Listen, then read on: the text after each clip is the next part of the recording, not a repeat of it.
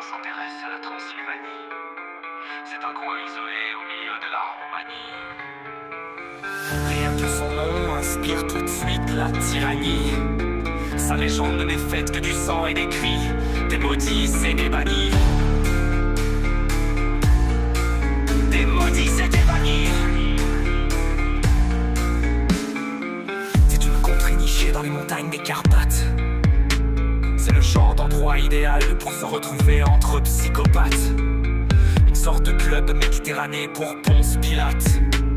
En plus, dans la région, il se lève tard, on peut faire la grasse mat. Tintin est parti au pays des vampires. Le sang, les larmes et les cris, ça le fait plutôt rire. Il se voit déjà habillé tout en cuir, jouant les fakirs, sans comprendre que son âme était peu à peu en train de pourrir. Dracula est un personnage créé par un écrivain qui s'appelait Stoker, inspiré de l'histoire réelle d'un tyran qui portait le doux nom de Vlad l'Empaleur.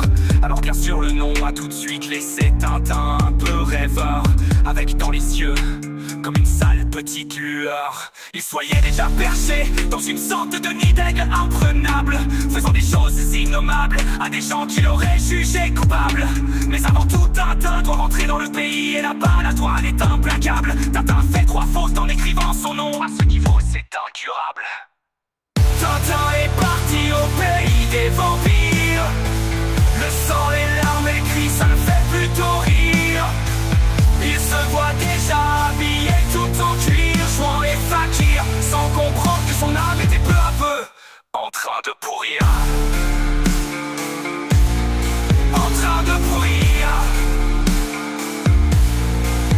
Sur ce coup-ci, faut avouer que c'est vraiment trop dommage. Mais c'est comme ça quand dans les livres, on ne regarde que les images. La bonne nouvelle, c'est que Tintin apprend de ses erreurs, c'est un avantage. La prochaine fois il signera avec un X en disant qu'il vient en pèlerinage. Donc pour Tintin c'est encore et toujours retour à la case départ. En plus il se déplace uniquement à pied, il dit que pour lui c'est un devoir. La vérité c'est qu'en fait il espère rencontrer sur la route un salopard ou un vicelard qui lui demanderait de faire le grand écart pour une poignée de dollars. Tintin est parti au pays des vampires. Le sang